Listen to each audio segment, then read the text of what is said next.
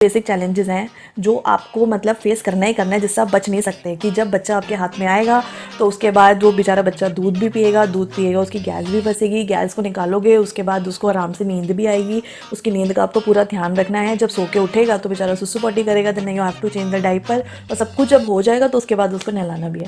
तो ये वो सारे काम है जिससे आप बच नहीं सकते। नमस्ते, वेलकम टू दिस चैनल। आज की वीडियो होने वाली है बेसिक बेबी केयर के बारे में, यानी कि बच्चों की देखभाल के लिए महत्वपूर्ण बातें जो आपके लिए जानना जरूरी है। न्यूबॉर्न बच्चा है, उसको बार बार ब्रेस्ट फीडिंग करानी पड़ेगी, आपको बार बार उसको भूख लगती है। ये समझ लो कि हर 2 से 3 घंटे में, 2 घंटे, 2.5 घंटे, 3 घंटे में हर बच्चा अलग होता है, उसकी भूख अलग होती है। बट ये एक नॉर्मल इंटरवल्स होते हैं कि हर 2-3 घंटे में न्यूबॉर्न बच्चा रोता है और उसका कोई सोल्यूशन नहीं है। बच्चा किसी के भी पास हो, जब उसको भूख लगेगी तो सिर्फ माँ के पास आएगा, आपको उसको ब्रेस्ट फीड करानी है। तो ध्यान रखिए कि जब आप बच्चे को ब्रेस्ट फीड करा रहे हो तो आपको पूरा तरीके से ये देखना है कि आपके बच्चे की जो भूख है वो शांत हो पा रही है आपके मिल्क से। इन एनी केस अगर आपको लगता है कि मिल्क सप्लाई पूरी नहीं पड़ रही है, या बच्चा ब्रेस्ट फीड कराने के बाद भी लेफ्ट साइड से राइट साइड से दोनों साइड से ब्रेस्ट फीड करा दिया, उसके बाद भी बच्चा रो रहा है, उसकी भूख नहीं कंप्लीट हो पा रही है, तो आपको लैक्टेशन कंसल्टेंट से जाके बात करनी है, उनको बताना है। कोई बहुत इतना बड़ा टॉपिक नहीं है, बहुत ही जनरल चीज़ें होती है। कई बार हम डिलीवरी करते हैं ना, कुछ हार्मोनल चेंजेस होते हैं हमारी बॉडी में, उतनी चीज़ें होती नहीं है, तो नॉर्मल सी बात है। वो आपको कुछ नॉर्मल सी मेडिकेशंस दे देंगे और कुछ ऐसा दूध में मिला के पी लो, या जो भी ऐसे तरह के पाउडर्स आते हैं उसको लेने से आपका मिल्क सप्लाई इंक्रीज़ हो जाएगा और आपके बच्चे की जो भूख है वो मिटेगी। तो इसमें अगर आपको भी ऐसा लगता है कि आपकी मिल्क सप्लाई कम है तो इसको आपको बिल्कुल भी डरने की या छुपाने की ज़रूरत नहीं है। आप इसको अपने गायनी को बता सकते हो, जो भी मतलब डॉक्टर्स हैं, जो भी पेडियाट्रिशियन है, आप किसी को बताओ, वो सब आपको नॉर्मल मेडिकेशन दे देंगे और वो आपकी मिल्क सप्लाई उससे पूरी हो जाएगी और बच्चे की भूख मिट जाएगी। सेकंड केस, अगर आप ब्रेस्ट फीड नहीं करा रहे हो, इन एनी केस कोई भी मेडिकल इशू है या कोई भी प्रॉब्लम है, आप नहीं करा सकते, या वर्किंग हो, नहीं अवेलेबल हो घर पे बच्चे के साथ, और आप बच्चे को फॉर्मूला फीड कराते हो, तो फॉर्मूला फीडिंग में बस ये डिफरेंस होता है कि जो ब्रेस्ट फीड करता है ना बच्चा, वो हर 2 से 3 घंटे में करता है। लेकिन फॉर्मूला फीडिंग में आपको थोड़ा सा बेनिफिट ये होता है कि उसका जो भूख का इंटरवल है वो 2-3 घंटे की बजाय 3-4 घंटे हो जाता है। लेकिन उसमें आपको ये ध्यान रखना है कि प्लीज़ 1 बॉटल या 2 बॉटल पे डिपेंडेंट ना रहें। कम से कम 4-5 बॉटल बच्चे की होनी चाहिए, कि हर 4-4 घंटे के हिसाब से आपकी बॉटल आपने पूरा दिन में सुबह एक साथ धोकर, सुखाकर, ड्राई करके अच्छे से रखी हुई है। एक काम और भी कर सकते हो आप, कि पानी की ज़रूरत पड़ती है तो आप पानी बॉईल करके भी एक थर्मस में रख सकते हो, अच्छी सी कंपनी का, जो 10-12 घंटे तक गर्म रहे। तो आपको बस क्या करना होगा, जैसे ही बच्चा रोएगा आपको पानी लेना है और वो फॉर्मूला मिल्क मिलाना है एंड इट्स रेडी। लेकिन उसके लिए बाकी सब चीज़ें आपको पहले से रेडी रखनी है, ठीक है। तो ये कुछ चीज़ें हैं जो फीडिंग में आपको ध्यान में रखने वाली है और आपको हेल्प रहेंगी। नेक्स्ट बात आती है बर्पिंग की। बर्पिंग क्या होता है? बच्चों का डकार लेना।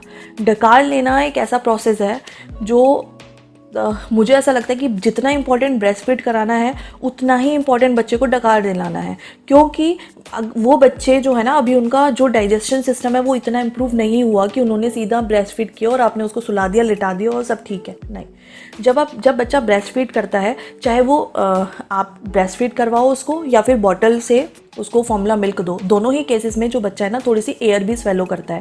और जैसे मैंने बताया, न्यू बॉर्न है, अभी वो बहुत सारी चीज़ों से जूझ रहा होता है, तो वो जो गैस होती है वो कहीं ना कहीं फंस जाती है और वो गैस निकालना आपके लिए बहुत ज़रूरी है।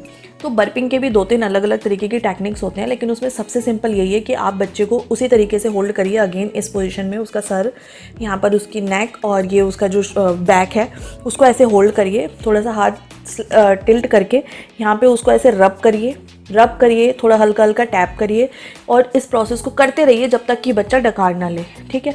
किसी भी हालत में उसको तुरंत ब्रेस्ट फीड करा के या उसको दूध पिला के एकदम से आपको सुलाना नहीं है, लिटाना नहीं है। डकार दिलाना बहुत बहुत बहुत इंपॉर्टेंट है, ठीक है, वरना वो गैस कहीं भी फंस सकती है, उससे बच्चे को डिस्कम्फर्ट रहेगा, बच्चा रोता रहेगा, और बाई चांस अगर इधर उधर कहीं गैस चली गई तो और भी कॉम्प्लिकेशंस होती हैं। इसीलिए डॉक्टर कहते हैं कि कभी भी दूध पिला के उसको लिटाना नहीं है आपको, और चाहे 10 मिनट लग जाए चाहे 15 मिनट लग जाए, उसको टैप टैप करिए, अपने आप जाके जो है या तो वो पूरा का पूरा जो मिल्क है वो नीचे चला जाएगा आराम से, या वो गैस बाहर आ जाएगी, ठीक है। उसके बाद हम बात करें तो जिस एक चीज़ को आपको ध्यान रखना है वो है बच्चों के सोने का। आप ये बोलोगे सोने के लिए क्या ध्यान रखना है, बच्चा तो सो ही जाएगा। बच्चा सो जाएगा, लेकिन आपको ये ध्यान रखना है कि जब आपका बच्चा सो रहा है तो उसको एक स्लीपिंग एनवायरनमेंट आपको प्रोवाइड कराना है। इसका मतलब ये है कि जब बच्चा सो रहा है तो आपको पूरा ध्यान देना है कि उसके आसपास ज़्यादा शोर शराबा ना हो। मैं जानती हूँ न्यू बॉर्न बच्चे होते हैं, लोग बहुत एक्साइटेड होते हैं। कई लोग तो बच्चा सो रहा है उसके बाद भी उसको गोद में उठा लेते हैं, सोते हुए बच्चे को गोद में उठा लेंगे, उसको उठाने लग जाएंगे, कितना सोएगा करके। ये सब चीज़ें बिल्कुल सही नहीं है। अगर बच्चा सो रहा है, क्योंकि वो उसकी बॉडी को ना मतलब बहुत रेस्ट की ज़रूरत होती है। बेसिकली देखा जाए तो उसके सिर्फ 2-3 ही काम होते हैं, खाना, निकालना और सोना। तो डोंट डिस्टर्ब, वो भी उसका एक प्रोसेस है, उसका एक साइकिल है, स्लीपिंग साइकिल, वो बिल्कुल भी डिस्टर्ब नहीं होना चाहिए। आपको ध्यान रखना है कि आपका बच्चा जब स्लीपिंग पोजीशन में है, जब वो सो रहा है, तो उसके इर्द गिर्द ज़्यादा शोर शराबा ना हो, लाइट्स बंद हो। और सबसे इंपॉर्टेंट जो मैं बिल्कुल आपको बोलूँगी कि कई बार क्या होता है ना, हमारे फ़ोन बहुत ही ज़्यादा हाई टोन पे होते हैं, ठीक है, हमारे अलार्म होते हैं, या हम कोई भी सीरियल देख रहे हैं उसकी इतना लाउड होता है और उसमें एकदम से कुछ क्लाइमेक्स आ गया तो एकदम से साउंड होता है। उससे क्या होता है ना, बच्चों को एक शॉक लग जाता है सडनली, कि मान लो सो रहे हैं और एकदम से आपका फ़ोन रिंग कर गया, या एकदम शांति है अचानक से अलार्म बज गया। इन सब चीज़ों से बच्चों को थोड़ा सा सोने में ना शॉक लग जाता है। और आप यकीन नहीं मानोगे कि एक बीमारी होती है SIDS, वो भी मैं बाद में डिस्कस करूँगी, लेकिन वो बहुत ही डेंजर चीज़ है, ठीक है। तो वो चीज़ से प्रोटेक्ट करने के लिए प्लीज़ जब बच्चे सो रहे हैं तो उनका प्लीज़ ध्यान रखिए, उनको किसी भी तरीके के ना ऐसे शौक ना लगे, वो चौंके नहीं किसी भी चीज़ से, ठीक है। तो वो चौंके नहीं, ऐसे बार बार चौंक ना जाएं आपकी आवाज़ों से या उन चीज़ों से, इसका आपको ध्यान रखना है। तो एक बहुत बड़ा चैलेंज आता है डायपर चेंज करने का। हाँ, सुनने में बहुत आसान लगता है कि डायपर चेंज करना कोई बहुत बड़ा प्रोसेस नहीं होता है, ठीक है, हमें क्या ही करना है, बच्चे ने सुसु करा, पॉटी करा, डायपर चेंज करना है। बट ये पूरा प्रोसेस इतना ईजी होता नहीं है, मतलब ये पूरा प्रोसेस इतना इजी नहीं है। इसमें आपको बार बार बच्चों के डायपर चेंज करने पड़ेंगे, बार बार फ्रीक्वेंटली जाके चेक करना पड़ेगा। अगर आपने कभी भी मिस करा तो इससे चांसेस हैं आपके बच्चे को रैशेज़ हो सकते हैं। अगर बच्चे को रैशेज़ हुए, उसको डिस्कम्फर्ट हुआ, तो वो आपके लिए बहुत प्रॉब्लमेटिक हो सकता है। तो इसके लिए सबसे पहला पॉइंट तो यही करना है कि आपको फ्रीक्वेंटली चेक करना है, जा के बार बार देखना है कि उसके डायपर में पॉटी है या सुसु है। सुसु है तो कितना डायपर भरा हुआ है। अगर आपको लगता है कि इनफ हो चुका है डायपर के लिए, आप उसको चेंज करिए। अगर आपके बच्चे ने पॉटी करी है तो आप वेट ही नहीं कर सकते हो, क्योंकि जो न्यू बॉर्न होते हैं स्टार्टिंग के 40 डेज़ में वो बहुत फ्रीक्वेंटली पॉटी करते हैं, और उनकी पॉटी जो होती है अलग अलग कलर्स की होती है, उसमें बहुत सारी चीज़ें होती हैं। अगर आपने उसको ठीक से चेक नहीं करा, उसका सही टाइम पर डायपर चेंज नहीं करा, तो उससे उसको रैशेज़ हो सकते हैं, किसी तरीके का वेजिनल इन्फेक्शन भी हो सकता है, ठीक है।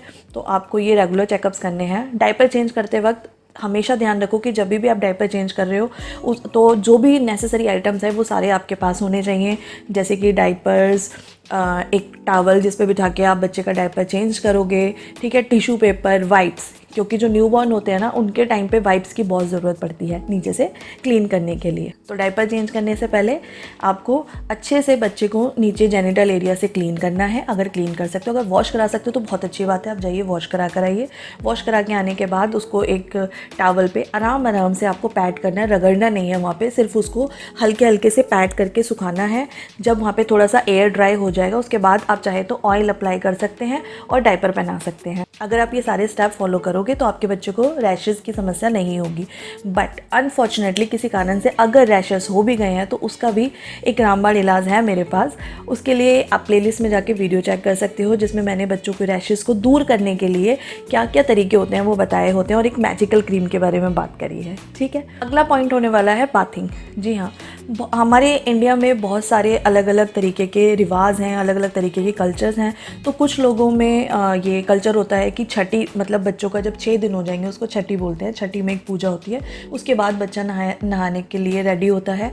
तो हो सकता है आपके यहाँ पर कुछ अलग प्रोसेस हो, लेकिन जो भी है, न्यू बॉर्न को नहलाते वक्त, न्यू बॉर्न बेबी को जब आप बाथिंग के लिए ले जा रहे हो, नहलाने जा रहे हो, तो उसकी कुछ टेक्निक्स होती हैं, कुछ तरीके होते हैं जो आपको फॉलो करने हैं, क्योंकि बच्चा बहुत छोटा होता है। तो जब भी आप उसको नहलाने लेके जाए ना, हमेशा ध्यान रखो कि उसको इस तरीके से होल्ड करना है, ऐसे हाथों की कुछ इस पोजीशन बनाकर कि बच्चे का सर, बच्चे की गर्दन और बच्चे का ये शोल्डर, ये तीनों चीज़ें आपको ग्रिप बनाकर उसको ऐसे रखनी है और उसके बाद उसको नहलाना है, ठीक है। अगर आपने उसकी गर्दन को ढीला छोड़ा तो उसकी गर्दन में झटका पड़ सकता है। तो ये एक छोटी सी टेक्निक है। अगर आप उसको दोनों हाथ से भी ले जा रहे हो ना, तो भी आप इस तरीके से ग्रिप बनाइए और यहाँ से होल्ड करिए उसको, कि उसकी कमर में और उसकी गर्दन में या सर पे कहीं पे भी झटका नहीं पड़ना चाहिए उसको नहलाते वक्त, क्योंकि वो अपने आप को नहीं संभाल सकता, बिल्कुल भी नहीं संभाल सकता, वो अपने आप को हैंडल नहीं कर सकता, आपको उसको ठीक से हैंडल करना पड़ेगा। दूसरी चीज़, जब आप नहलाने जा रहे हो तो आपको जो पानी का टेम्परेचर है वो चेक करना है। पानी का टेम्परेचर ये नहीं है कि अगर आप बच्चों को गर्मी में नहला रहे हो तो बिल्कुल चिल्ड पानी में नहलाओगे या ठंडे पानी में नहला दोगे। जब भी आप जिस भी वेदर में आप बच्चे को नहला रहे हो उस वेदर से थोड़ा कंपैरेटिवली पानी को गर्म ही रखना, मतलब थोड़ा सा ल्यूक वार्म होना चाहिए, बहुत ज़्यादा ठंडा नहीं हो, बहुत ज़्यादा गर्म ना हो। पानी का टेम्परेचर चेक करने के लिए आप अपनी एल्बो का यूज़ करिए, क्योंकि जो हमारे हाथ होते हैं ना वो उतने सेंसिटिव नहीं होते जितना हमारा ये वाला पोर्शन सेंसिटिव होता है। तो जब भी आप उसके लिए पानी आपने रख लिया, गरम करा, ठंडा, जैसा भी पानी है उसका टेम्परेचर आप एल्बो से चेक करिए। अगर यू फाइंड इट ओके तो आप उसको यूज़ कर सकते हो। न्यू बॉर्न को नहलाने के लिए प्लीज़ ध्यान रखिए किसी भी तरीके के हार्ड सोप का यूज़ नहीं करना है। उनके लिए स्पेसिफिकली कुछ बॉडी वॉश आते हैं, ठीक है, जो इस तरीके से बने होते हैं कि अगर बाई चांस वो आँख में या कहीं चला जाए तो बच्चे को जलता नहीं है, उससे बच्चा रोता नहीं है। तो वो जो स्पेसिफिक बॉडी वॉश है आप वो यूज़ करिए और नहलाने के बाद उसको तुरंत लाके सूखे टॉवल से आराम से सुखाइए, पूरा ड्राई करिए and that is the procedure. But please very much take care of the bathing techniques. उसको बैलेंस बना के अच्छे से नहलाइए, कहीं भी उसको झटका नहीं लगना चाहिए, क्योंकि वो बच्चा है, ना बता पाएगा ना अपने आप को संभाल सकता है। तो नहलाते वक्त आपको ये बिल्कुल ध्यान में रखना है। फीडिंग कराते वक्त भी एक इंपॉर्टेंट पॉइंट होता है कि फीडिंग के लिए भी क्या होता है ना, बच्चों की बहुत अलग अलग तरीके की पोजीशंस होती हैं। जैसे मैंने आपको बताया कि बाथिंग की टेक्निक्स होती है, लेकिन बाथिंग की टेक्निक बहुत सिंपल है कि आप कहीं झटका ना लगे उस तरीके से आपको नहलाना है। लेकिन ब्रेस्ट फीड करते वक्त बहुत अलग अलग तरीके की पोजीशंस होती हैं, उसके लिए एक पूरी अलग वीडियो बनेगी। अगर आप कमेंट करोगे तो मैं बना दूंगी, क्योंकि आजकल नॉर्मल डिलीवरी हो रहा है या सी सेक्शन हो रहा है, हर किसी को कहीं ना कहीं पे स्टिचेस आते हैं, और जब स्टिचेस आते हैं तो हम उतना परफेक्टली बैठ के बच्चे को ब्रेस्ट फीड नहीं करा सकते।